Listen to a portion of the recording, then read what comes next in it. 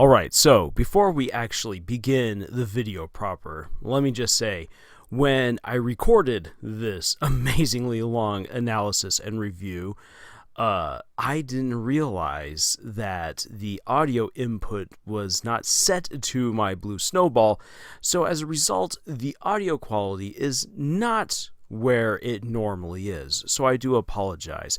However, I decided to stick with everything because I had a lot of things I wanted to say. I managed to say it all. It was good. It was good in the first take, which usually doesn't happen.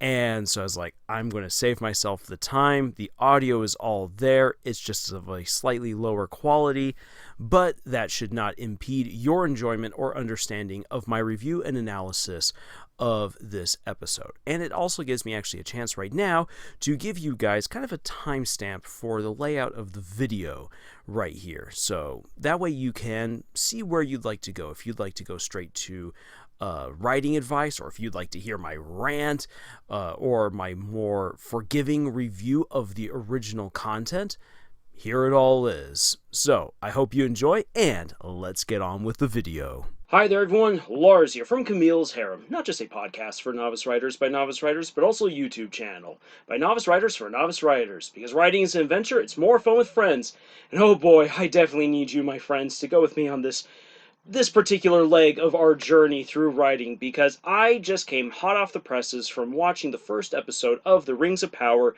and I have a lot to say. Now, I said in my previous video regarding The Rings of Power that I would do all of my reviews in two parts. One review looking at the lore accuracy of this show, treating it more as fan fiction than really anything else because of how much they already showed, how they disregarded Tolkien's work. But secondly, looking at the show as its own original story, as if Tolkien and the Lord of the Rings never existed. How good is the story of the show on its own? So that's what I'm going to do, but I also want to add in a few other things just to kind of bring out a little bit more of Tolkien, what we can actually learn as novice writers, and stuff like that. So let me quickly lay out how this review is going to go down. I am going to, spoilers, I'm going to go over the general dealings within the episode's plot. I'm then going to briefly talk about what it means to have an episode or to have a chapter within a story. From there, I am going to then transition into the lore accuracies and inaccuracies within this episode. We're going to see how good of a fan fiction it is. Are they elaborating in a good way on the stuff that Tolkien wrote, or are they deviating in a way that will undermine the story? I will then kind of round that part of my review up with looking at why Tolkien actually wrote what he wrote, so that way we can better understand it. I will then have a look at this episode as if it were a completely original story, and talk about what is good and what isn't good, and what we as creators and authors can learn from this observation. And then we'll wrap it up. Oh boy, there's a whole lot to say, so without any further ado, spoiler alert, I am diving right on into the events of this episode. And I kind of have a feeling that a lot of people are like, yeah, sure, I don't really care. I'm not going to watch this, or I've already watched it, I want to hear what you have to say. So, this episode opens up with about an 8-minute to 9-minute long prologue where we get to see Galadriel's past on Valinor. We get to see the fall of the trees within Valinor as Morgoth rebels against the Valar, and then the elves pursuing Morgoth to Middle-earth. We get the briefest of references to the War of Wrath, and then that's it. We then dive to Finrod having been killed, and it's really unclear as to what actually happened with Finrod's death, but Galadriel then swears that she will take up the cause to hunt down Sauron, and she takes Finrod's dagger and says that his duty is now hers. Boom, she goes on a quest. Many, many centuries later, she is now the commander of Gil-galad's armies of the north, and she has taken, if this was an army, there's not a whole lot of them left, she's taking what few soldiers are left, and she has gone far into the Forodwaith, into the frozen lands, to find Sauron, and they basically stumble across a massive fortress that was supposed to be from the War of Wrath, and it's kind of hinted at that this was once Sauron's personal fortress. Well, there in the fortress, we basically get to the trailers gave away the entire scene right here with the snow troll and with Galadriel discovering Sauron's mark. Her soldiers all mutiny against her when she says, after killing the troll, "We're going to press on. We are going to find Sauron and bring an end to him."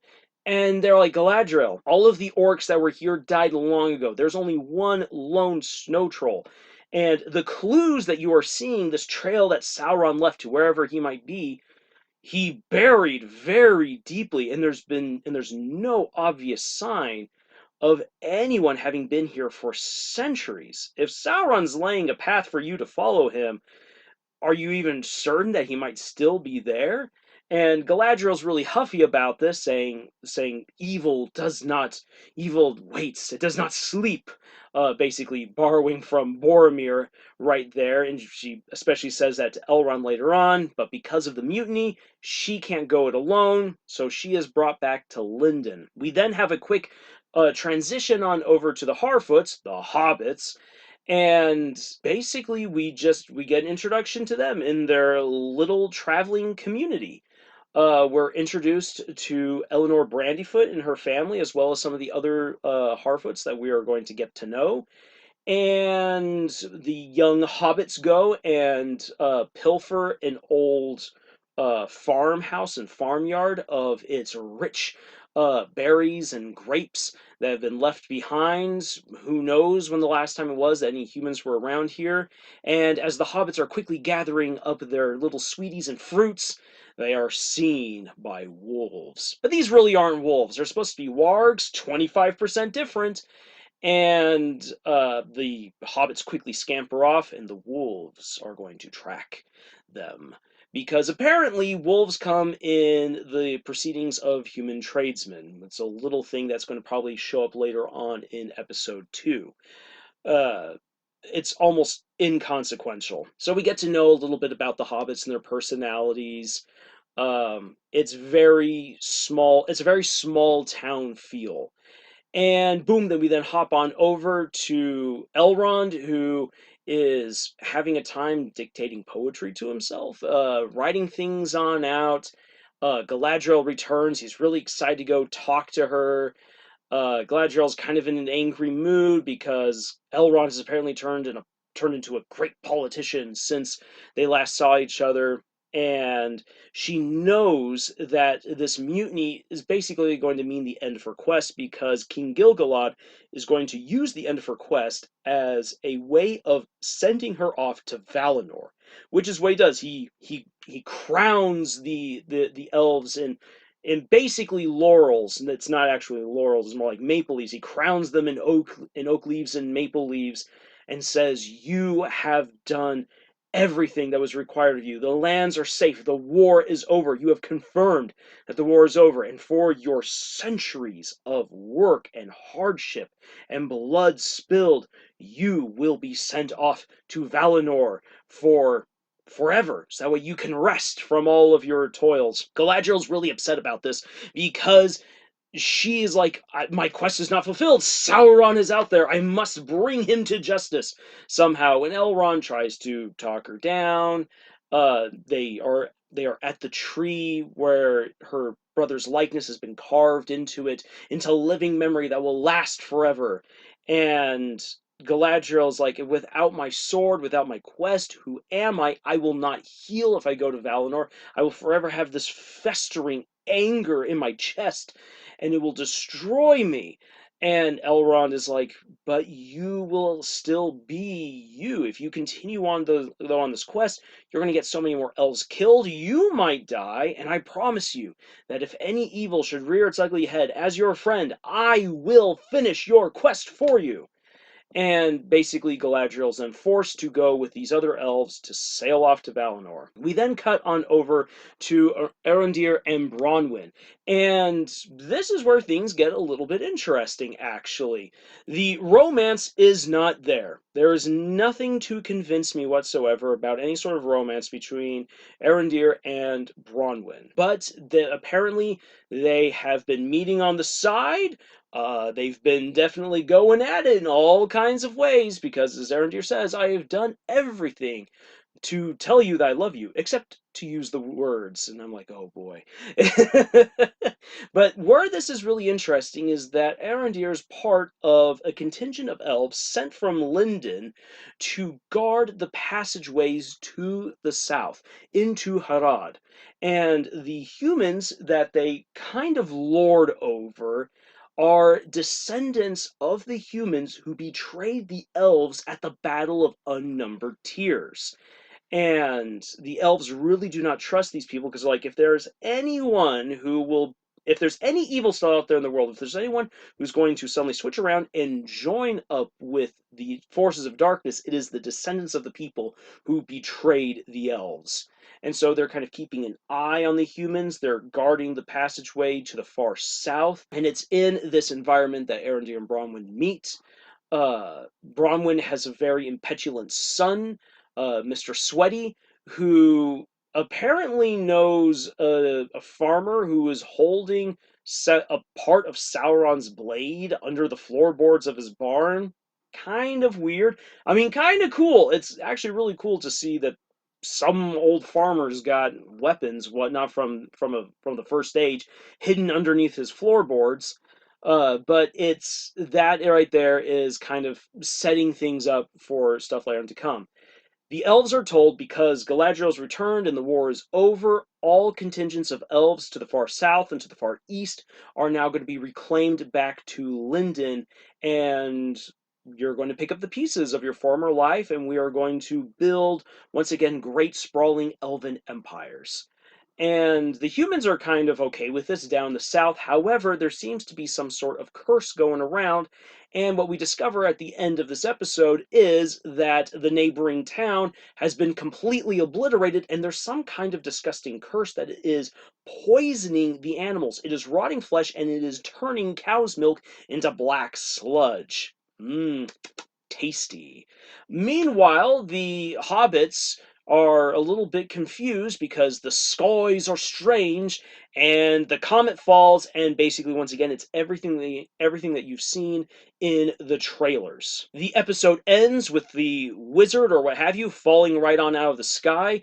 Elrond is going to go on an apprenticeship with Celebrimbor for things that we don't fully understand. Gil-galad now sees that evil has returned to the world and is already beginning to poison his forest. And Galadriel decides not to enter Valinor, but dives off the ship at the very last moment and is now awash in the middle of the sea with only her brother's dagger. And there you have it. That's everything. Now, let's get into the lore accuracies and inaccuracies of this show. I will tell you right now, all of the lore accuracies within the show. There was a character named Morgoth. There was a character named Sauron. There's a place called Valinor. There's a place called Middle-earth. There's a guy called Elrond. There's an elf named Galadriel. There's also an elf named Gil-galad. There's an elf named Celebrimbor. And elves and orcs and dwarves exist. And that's basically it right there.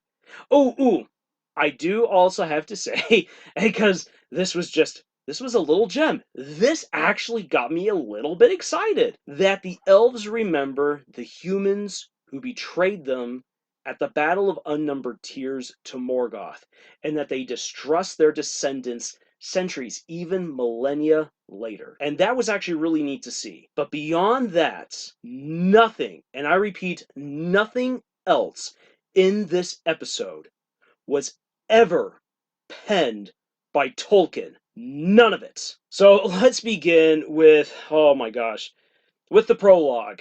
Okay, if anyone, if anyone were to have teased or bullied Galadriel, she would have given them a tongue lashing, and she probably would have blasted them away with magic.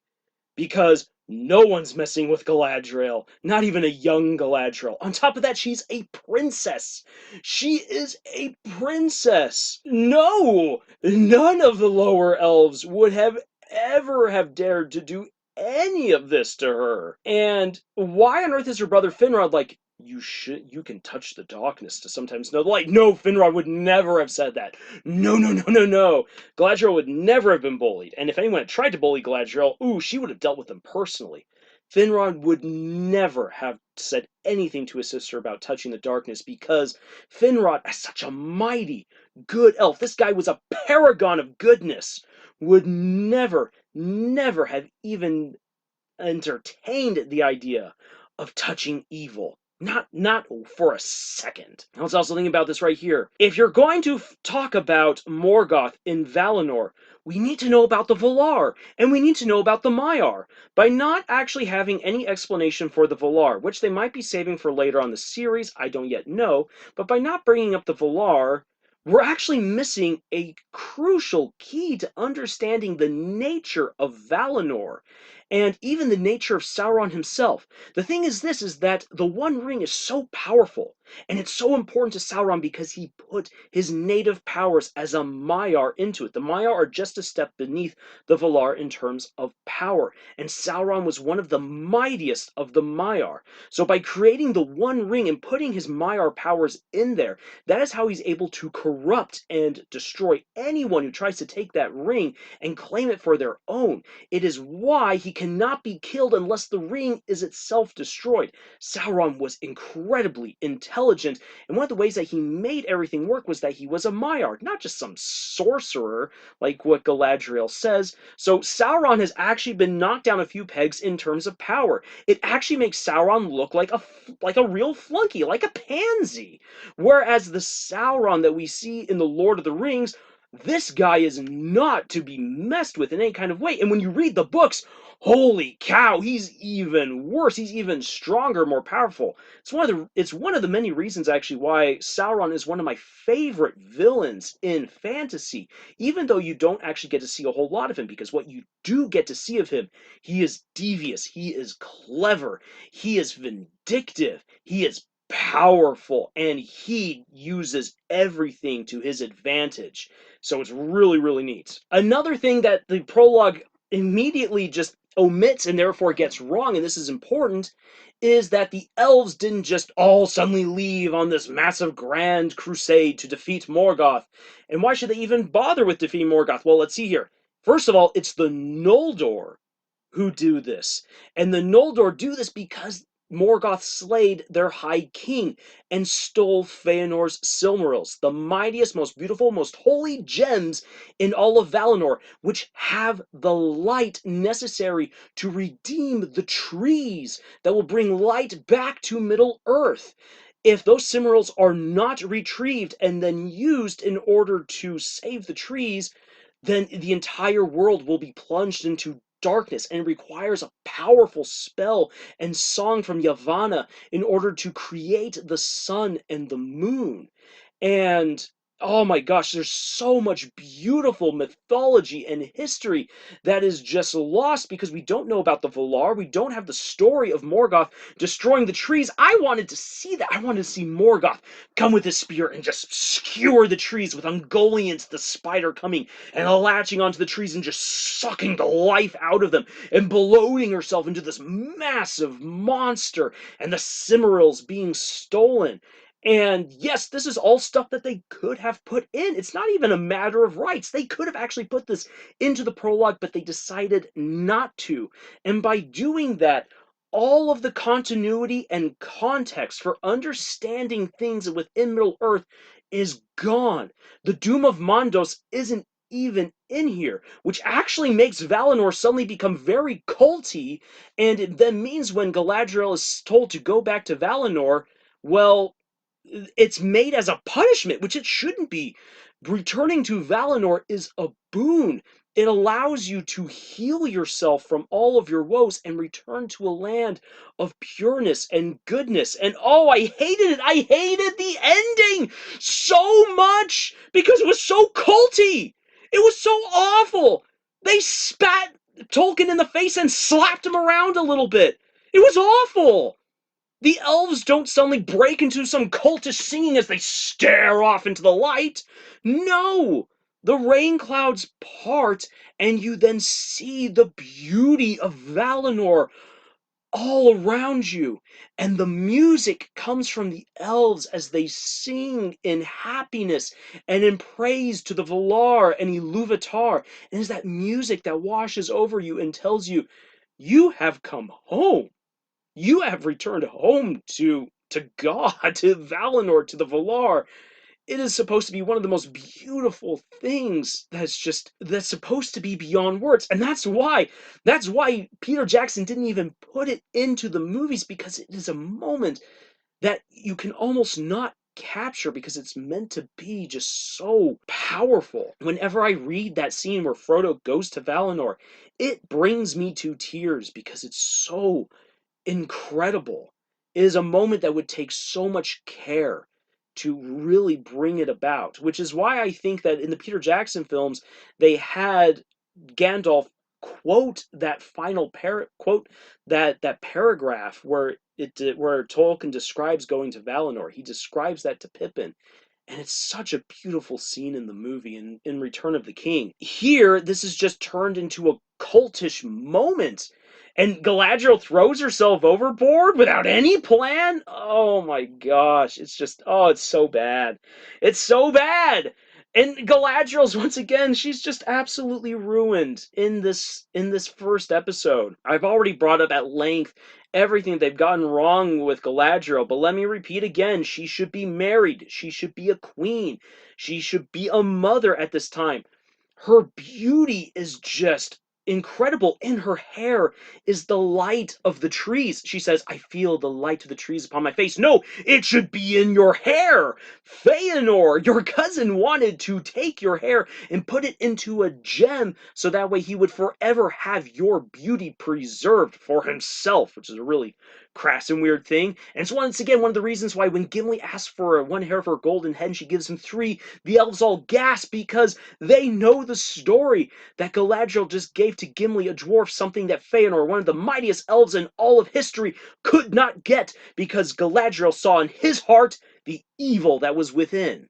So elves can be evil, and I'm totally fine with some evil elf being out there and everything like that. And we know that even evil could be within Valinor because that's where Morgoth was and that's where Feanor was. So I'm fine with that. I'm just not fine with Finrod being like, yeah, sure, touch the evil. No, he would never been like that. And no, Finrod did not die after some stupid battle with a whole bunch of orcs.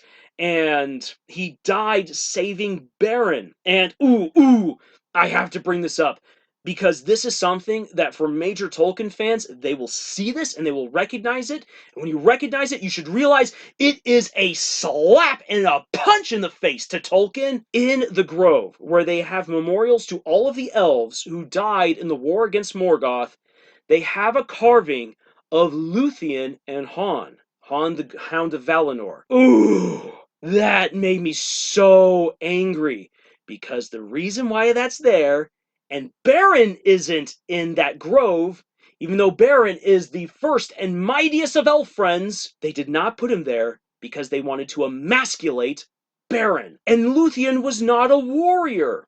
Luthien was a princess who went on a quest to save the man that she loved and to make sure that he fulfilled his quest in order for them to be married.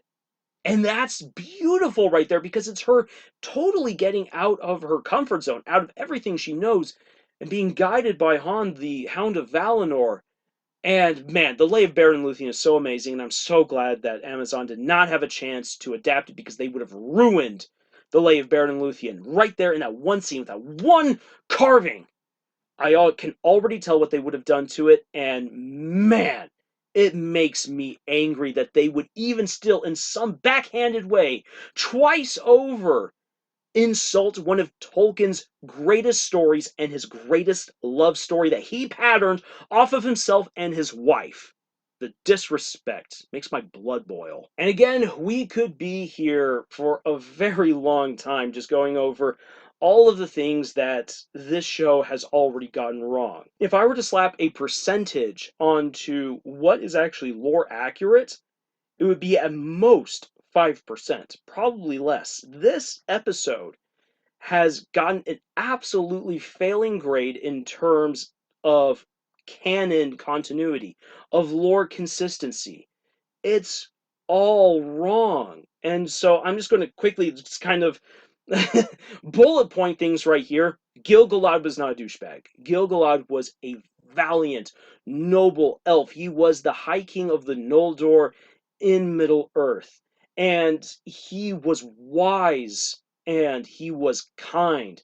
He was powerful, and he treated Galadriel as an equal, not as some subordinate that he, in a roundabout way, stabs in the back. Again, Celebrimbor should be a whole lot younger, and when Elrond's like, oh yeah, he's the mightiest of elven smiths, this guy does not look like a mighty elven smith.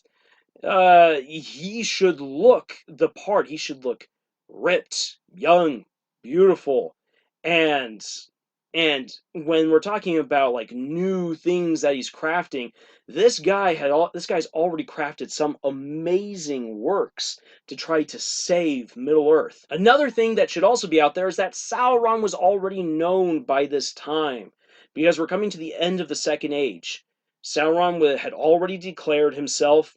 Mordor is his base of operations, and he already by this point has destroyed a lot of Eregion. He has killed Celebrimbor already by this point in the Second Age. Moria is shut and has been besieged. Yeah, there's just so many things wrong. And what this means is that the show has gone so far into its own fan fiction territory that they're actually just going to be playing by their own rules. All the rules of Tolkien have been thrown out the window by this point. What that means, so when they say this isn't your grandfather's Tolkien, or you should watch this with an open mind, what this means is that for lore masters or deep fans of Tolkien, there's going to be next to nothing that we can rely on in order to better understand what is coming. This is all going to be original material. And so the question then comes, if you go on this fan fiction route, are you actually building up, and are you building up the things that Tolkien wrote? On our podcast, Camille's Harem, we've actually had this discussion multiple times. When is it good to write fan fiction? We've learned through our own experiences that writing fan fiction can be really good for helping you play around with character dialogue, setting, already established rules, so that way you can begin to refine some of the different aspects of writing, such as dialogue, understanding character arcs, why things happen the way that they do, working within established rules and continuity. And when you want to really write a good fan fiction, what you usually want to do is you want to look at a story and say, okay, there's something that the author didn't really explain to my satisfaction. I want to explore that. Or I feel like more can be done with this character. Or what would happen if at this very important juncture in the story the character decided to do B rather than A? Or what if these two characters got together instead? How would that change them and the plot overall? Ultimately, fan fiction is a lot of what ifs. And so when I look at this right here, when I look at this story and I say, okay, what are you bringing then to what Tolkien wrote? The fact of the matter is that they've completely degraded all the characters. Galadriel is not who she should be. She's way, way below any sort of status of what Galadriel should be.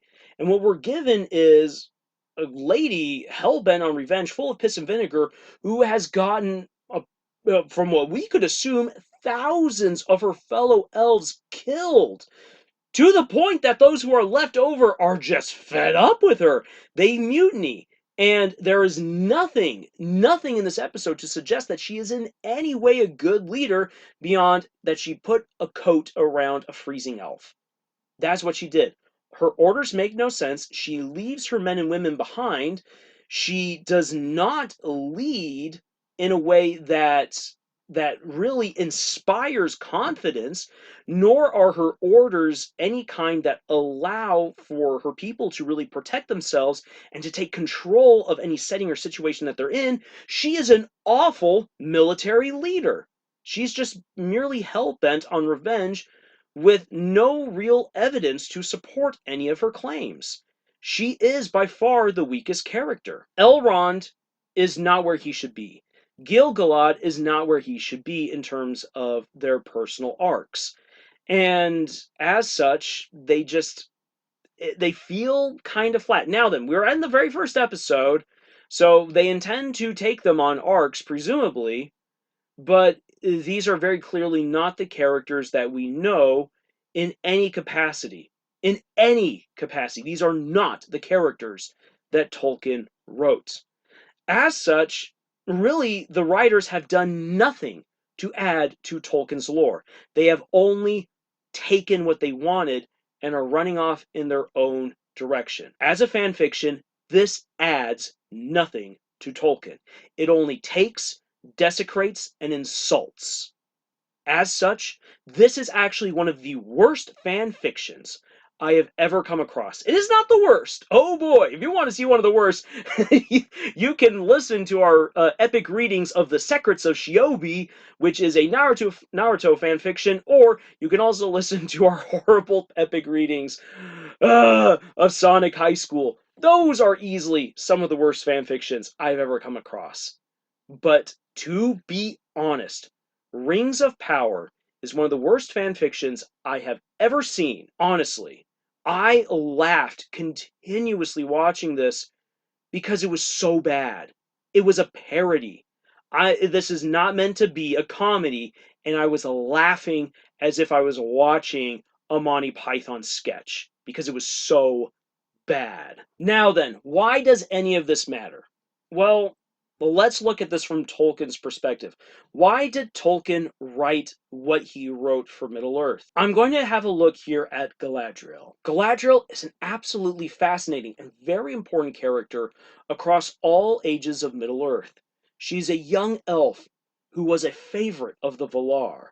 She learned at their feet powerful spells and deep knowledge of the universe. She was wise, she was strong in body and mind, she was beautiful, and Eldar have the light of Valinor in their eyes. But something about Galadriel allowed her to capture the light of Valinor in her very hair.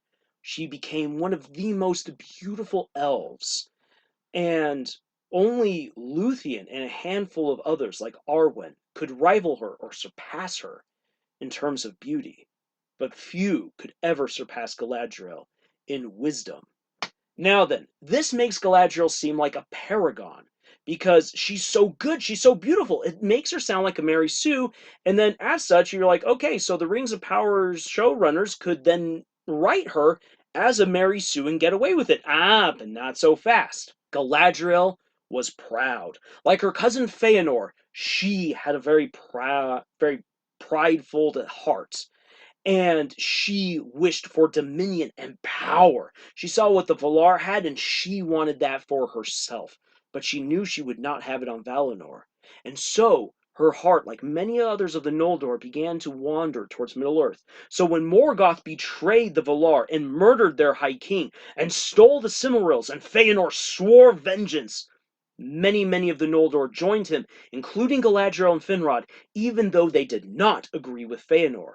Why? Because they wanted power.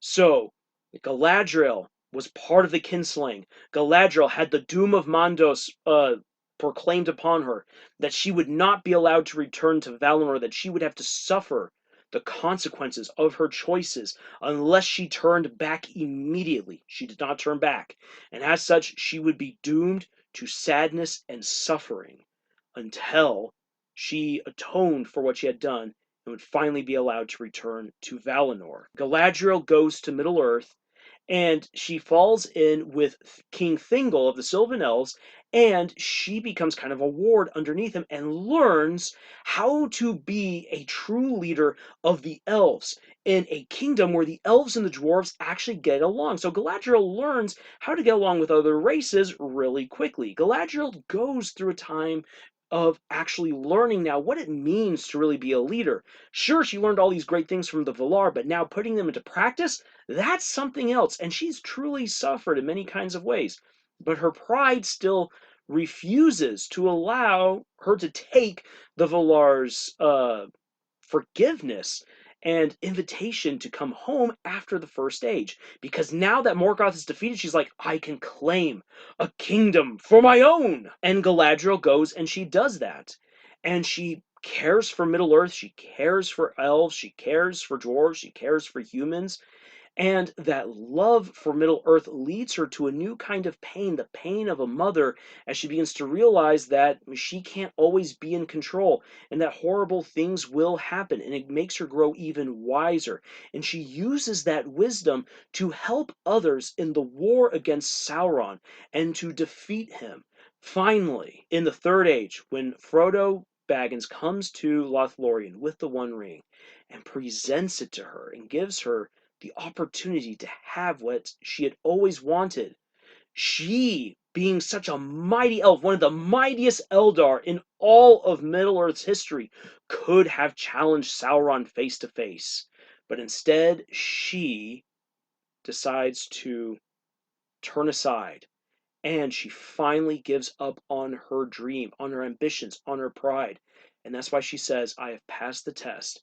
I will diminish and go into the west, back to Valinor, and I will remain Galadriel. She will not be corrupted or twisted into some dark ruler. She will not aim for what Sauron and Morgoth both desired, and she will not fall as the Dark Lords have before her. That is what that means. And that means that she has finally accepted forgiveness for the things that she did thousands of years ago. The Rings of Power does not understand any of that. And so a very powerful yet subtle character arc for a character who you might first see as a paragon and as someone who can't be developed beyond that actually grows as an individual and proves herself one of the mightiest and best elves in all of history. That is an incredibly powerful story if you go through it from beginning to end. And that is what Tolkien did. Tolkien was fantastic. So many people have said that you can't take an OP character and give them a fulfilling character arc. And yet Tolkien does that with Galadriel. That is incredible. Again, it's one of the reasons why Tolkien is one of the best fiction authors of the last century and really of all time. So enough gushing over Tolkien and enough going over the lores and fan fiction and everything like that. Let's actually talk about the Rings of Power as an original story idea. And this might shock you to hear this, but as a first draft, it's actually pretty good. Now I say as a first draft because there are a lot of problems. There are a lot of problems right here, but let's first focus on what is actually good. This is a little bit subjective on my part, I'll totally admit that, but I love prologues. I know there's some people who don't like prologues, but I do enjoy prologues. If this was not Tolkien related in any kind of way, we actually get a very solid story of betrayal, of a girl who has been bullied, who loves her brother, who is there for her, and who has that brother stolen away by an evil individual whom she now vows vengeance on, and she is hell-bent on getting that vengeance, and we see how vengeance is destroying her and robs her of a chance to be healed because she does not believe that she can be healed unless she is able to fulfill that oath to avenge her brother. That is a really great introduction to an original character. That honestly is. And another thing that is actually done really well as an original concept is the inner politicking of the elves themselves. So if we think about this right here, we have Gil-galad, the High King, who desires now to develop a peaceful, prosperous kingdom. He wants all of his people together in order to make this dream a reality. And we already see the foundation there in the city of London. However, there are some things that are not quite going his way. Number one is this: Galadriel. As long as Galadriel's on her quest for vengeance, she will continue to pull elves to what is seen by him as a hopeless cause to find a guy who has vanished for hundreds of years, if not thousands of years, and has not been found in the slightest. They even say that they haven't seen orcs at all. So, with that all happening, yeah, so long as you have this warmongerer, you cannot have peace. Yet, she is of a very important house. She is a general. You can't just get rid of a person like that really quickly. Even though what's left of her army has basically mutinied. They have turned against her. You can't just get rid of her. So Gil-galad uses her best friend Elrond, who is his herald, to maneuver her into such a position where she can't anymore go for vengeance. She has been robbed of her army. She's been basically robbed of her weaponry, and it is, except to go into Valinor and basically be banished to a peaceful realm for time and all eternity, or you will become an enemy of the state and we will destroy you. And so for Galadriel, I mean, what are you going to do? Are you going to fight against the entire kingdom and lose, because you will lose, or will you accept banishment? And so she has been expertly maneuvered into a position and where, heck, she's been given all of the honors and everything, so that way all of the elves definitely side with Gil-galad. He is not shaming Galadriel in the open in any kind of way, but he is very firmly setting her towards banishment, which necessitates then, in order for her to escape, in order to fulfill her quest of vengeance, that she goes along with this until the very last moment and escapes, which is all pretty cool. So I really do like that. And I do like how things are getting set up right here in order for us to expand upon these kingdoms of the elves by being introduced to Celebrimbor, who we know has connections to the dwarves. That will be really interesting to see. So we're already being told there's a wide, vast world out there to be seen. And I will say this: the hobbits, the actors that they got for the hobbits, even though they really ham it up with the accents, honestly, there is great camaraderie between these characters, and that definitely comes through. I liked it. I felt at ease watching those scenes. It was nice. And the idea of elves having fortresses around Middle Earth to basically keep out any of the distant evil that might be around, that is a really neat idea, and it shows that Gil-galad really is stepping on other people's toes, which then goes to show that, yay, some of the humans might not be really happy about the elves poking their nose into their business. That is well established. So we get some animosity right there between some of the different races. This black milk sludge was a really cool, creepy idea. So there was definitely a lot of good stuff happening here within this opening episode. The problems, though, are these, and this comes down to, well, what is an episode supposed to be? An episode should be thought of as a chapter within a book, and a chapter within a book should be thought of as a small, short story. Every chapter must tell a coherent story from beginning to end.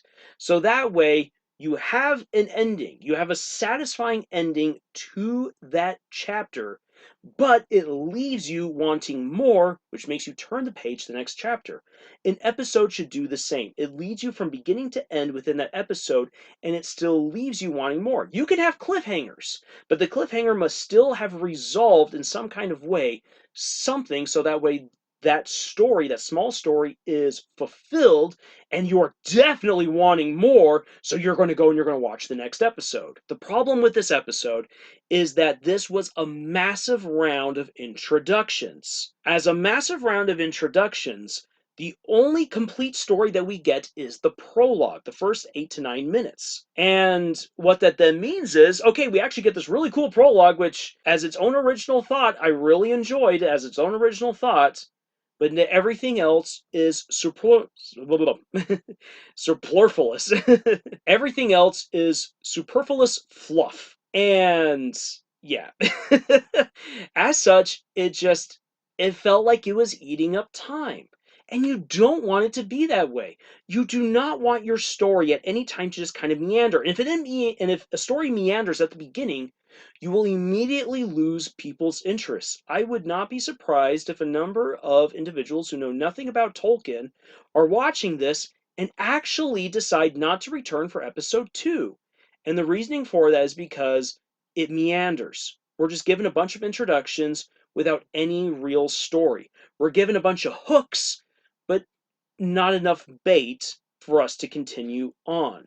So that's a real problem within this first episode, which is again why I refer to as a first draft, because a first draft would definitely read this way. So it needs to go through the editing process in order to say this is where the story must really end in order to kind of round things off. And no, with Galadriel jumping into the water, I don't really count that because it's just a smaller part ultimately of all of these introductions. And it was a really bad place to end because it's so nonsensical.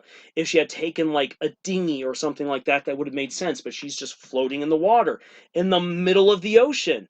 As a result, her getting rescued will have to require a massive contrivance, and that's just dumb. And that's bad. No, I don't like that. And I've already brought this up before, but I'll bring it up again. Even though, yes, I felt warm fuzzies while watching the scenes with the hobbits because the actors did a fantastic job of bringing out all of those familial experiences and relationships, this culture would die really fast. You cannot have a roving community like this.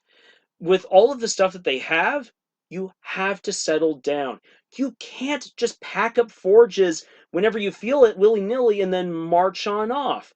All of that stuff that they have, that's a lot of stuff to carry on around, and they're just migrating in circles? No, that really doesn't work. And again, I brought this up in a previous video.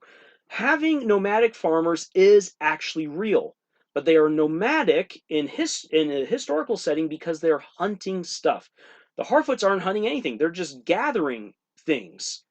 And if you're going to be gatherers, you have to stay in one place because you don't know if the harvest is going to be good over that next hill.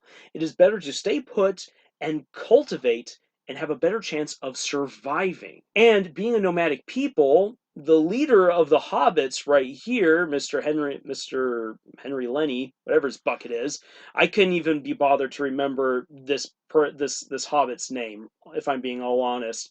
Uh, he should not have books like that. He should not have scrolls. Why? Because they would not survive all of the hardships of year after year after year on the trail. All of the knowledge would be oral. And in fact, because it's with the books and he's all just kind of wigging out as he's looking at things, saying the skies are strange, it makes him actually look like an idiot and as someone who you shouldn't trust as a leader of the community. Oral tradition would empower him because he knows it all. It's all up there in the head. And you could actually then have a really neat thing where, what if he is going loony? He can't remember things, his memory's going all crazy, and that would then actually empower Eleanor Brandyfoot to then come in and try to become his apprentice and learn all the knowledge that she can from him in order to lead her people to go into that wild blue yonder and maybe to make friends with the big folk and stuff like that. That would actually work out really, really well. But the way that they've done it, it actually hinders any sort of real progression that the hobbits can experience. And ultimately, their culture should die out on the road. It doesn't work. They're too filthy, they're too dirty, they're too backwards. It just, it's not realistic even by fantasy standards. It just doesn't work. I'm sorry. Another big problem is the dialogue. I'm going to say this right now. Dialogue is hard. Dialogue is one of the things that actually prevented me for years from becoming an author because I was scared of writing it, because I sucked at doing it at the beginning. It took a lot of really bad drafts. It took a lot of mistakes. It took a lot of work. My first novel, Knights of Cruise, took years to complete, and you can still read it in some moments of dialogue that it's kind of blocky and strange. I learned over the course of years of working at it that in order to make dialogue work, you need to have other people read it. You need to read your dialogue out loud. And if it sounds weird, you will know when it sounds weird because it's not rolling off your tongue just right. It's just meh. And there's so many things where they pumped in one-liners that they thought were awesome, but even in isolation and within context, they're awful. They are awful because it's a bunch of tripe. So much of the dialogue sucked in this episode. It really, really needed multiple drafts to get it right. So the dialogue was just messy. And lastly, I just want to say that Galadriel, if she is meant to be the main character, which is kind of implied so far here in episode 1, if she's meant to be the main character, this is not a character that I necessarily want to root for. I hope, as an original concept, that I will grow to like her, that she will learn humility, she will learn wisdom, she will realize that vengeance is not right, and she will begin to amend her ways, and rather than seeking vengeance, seek the greater good of Middle-earth. Because as we see her thus far, she definitely is not seeking the greater good of Middle-earth, she's seeking the greater good for herself. As a result, she is a thoroughly unlikable character. She is a horrible commander. She has gotten countless elves already killed. She has lost their faith and trust. The only elf who's sticking by your side is Elrond. And the thing is this, we don't understand why. That friendship is not established. We're only told that they're great friends. And since we're only told and we're not shown in any kind of way, and the dialogue sucks, I cannot believe that these guys are good friends. As such, Galadriel is a lone wolf who I just want her to be gotten rid of, because every other character thus far is way more interesting than her and is way more likable. It's okay to actually have an unlikable main character. That's one of the things I've been working on in an upcoming novel. I wanted to have a main character who you don't necessarily like for a good portion of the story, but through his various adventures, he becomes likable and he learns wisdom, and as such, gets away from this path of self destruction. And that took a lot of work to make even work in, in any sort of way. The first draft was awful. I had to rewrite the entire book. So that just goes to show that writing a good revenge story that actually leads to the character growing takes a lot of effort. And I do not see that here in this first episode. Now, granted, this is the first episode, but I see a lot of warning signs, especially with the promotional material, which shows scenes for far later on in the series. It doesn't seem like Galadriel is going to really learn anything this season. And that has me really concerned. And I know I just said that Galadriel is going to be the last thing I touch on, but I should also touch on the relationship between Arondir and Bronwyn. I am not buying their relationship one bit. If you're going to say that they've been shagging it up, Amazon, show that. Don't just be all like, awkward hand finger touching. I've told you in every way I could, except the words I love you. It's just, oh, it was so awful. I do not buy their relationship one bit. I actually want to see this relationship. I want to see this romance. But there is nothing in this episode that says that these two love each other. Not one bit. Not in their acting, not in their dialogue, not even in the music, not even in the cinematography. Holy cow. Just think about it. Remember it. The moment between Aragorn and Arwen in their very first scene, just the quick conversation between the two of them, their words, the way that they're speaking them, and the subtle body language of Aragorn being all tense and finally letting go and just pleading with Arwen, ride hard, don't look back. Nailed it. Let's see here, how old was I? I was 12 years old watching this movie, and I knew in an instant that Aragorn and Arwen loved each other, and I was just like, that's the couple. I have to keep on watching these two. Holy cow, if a stupid 12-year-old can immediately latch on that Aragorn and Arwen love each other, and what does a 12-year-old know about romance, as an adult now watching Rings of Power, and I don't see a hint of it between Arondir and Bronwyn, you've definitely messed up. And as a quick note on the issue of cinematography, I know that this doesn't necessarily run into the realm of writing, But as someone who studied video and film, I have to say this. The beautiful shots actually got old really quickly. And the cinematography was schizophrenic throughout this entire episode. The close-ups were not needed. They were awful. All the close-ups on Galadriel's eyes, I understood why they were going for them, because the eyes are the window to the soul, and we want to see this conflicted soul of Galadriel. It didn't work. It did not communicate what it was supposed to.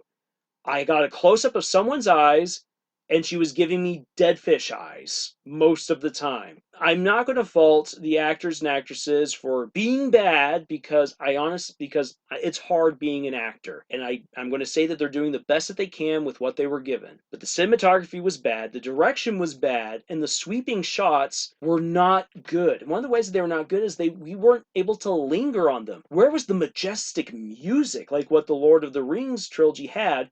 And the constant go-between with the map and everything, I see what they were doing with that because they want to capture the broad, sprawling world of Middle-earth. What I would have done, what I think would have been better, would have been not to use the map, but just simply to have the names of the places. Just say these are the names of the places as we hop around Middle-earth. And at very strategic scenes, show us the map of Middle-earth. Like Gil-galad. Oh my gosh, it would have had a great moment with Gil-galad and Elrond, or maybe Elrond and Galadriel talking about our adventures, and then we get to see the huge map of Middle-earth. And they can even have a conversation where you get to see, where we linger on the map and they're talking about going to the furthest reaches beyond the map. And that Sauron should be out there, but there's no trace of him. And we get to see everything else, and it puts into context all these other places. You can be like, Middle-earth is big. So getting creative with your shots, that's something that, yeah, these showrunners didn't really get. Now, I can actually translate this on over a little bit to writing. This is something that I like to do. I like to have some sort of visual for my stories. I think that having a guiding visual, whether it be pictures of characters or maps, really help readers to better contextualize what it is that they are reading. I love the map of Lyrien in the Beyonders books. Of course, I love the Lord of the Rings maps. I love all of the maps in the Wheel of Time series because, again, it just grounds you in where you're supposed to be. And so, if you are willing to shell out the money, you can have maps created that you can put into your story to help better contextualize what's going on there, or to have other pictures of people or of things or of places to help your readers better understand what is there. But that does require a significant amount of money on your part up front. Or if you're going to do traditional publishing, you really have to fight for that with your publisher because that means a greater investment on their part, and it does up the price of the book. So already right there, I've given you some pretty good insight into what we can actually learn as novice authors from this. Really, the big thing I would say is this. First drafts can be a whole lot of fun, but they are not complete. They are messy. There's a lot wrong with them. You need to revise and edit, revise and edit, revise and edit. Don't revise and edit till the end of time because you will never get a perfect story. But you can revise and edit till you get the story to a very strong point where you enjoy it and where other people enjoy it as well. That will be your beta readers and your writing group. They're going to be like, this reads really strong. We feel like this is ready to be published. And of course, professional editors and publishers will also help you along on that route to understanding when your story has reached that moment of strength that it is ready to be published. Revise and edit because no first draft is perfect. So, whew, I have gone on for quite a bit of time right here with my review. There's a whole lot to say. There's a whole lot more to say about this first episode and about the lore that they got wrong, about the missed potential, and about some of the things that I think actually are good as far as original ideas go. If this story were just an original idea alone, if it did not have Tolkien's name attached to it in any kind of way, I would actually be a bit more excited for this story because I see great potential in there, even though the character of Galadriel sucks, and even though the dialogue sucks. There is potential as far as an original story goes. The problem is that this original story is going so far off the rails from what Tolkien had written that it flies in the face of all sorts of continuity. And what that means is that because they've attached it to established lore, even though it's a fun original idea with lots of potential, it will be judged by what already stands, and what already stands is superior in every way. And as a result, by comparison, this story has shot itself in the foot. It has fallen off the rails. It is a burning train wreck, and it is destroying everything around it. And I know that's really harsh to say, but that's the honest truth. Had this been an original concept, pitched and revised and edited, I honestly think that this could have been a very interesting and possibly very popular show. I will probably talk a little bit more about Valinor and how I hate the fact that they did culty stuff later on down in the series. I'm going to wait to see what they do next, because I know that there's some things coming up.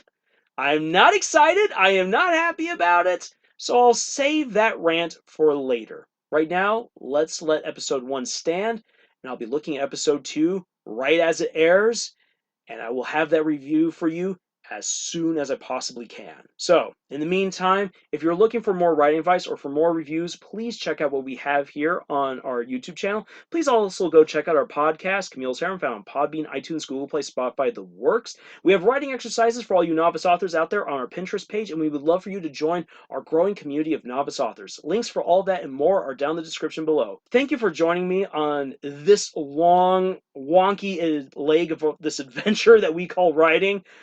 Oh boy, it kind of scrambled my brains a little bit. I'm going a little bit tongue-tied. So I think I'm going to end it right here. So again, thank you for joining us in this adventure that we call writing. And until the next video, y'all, choose.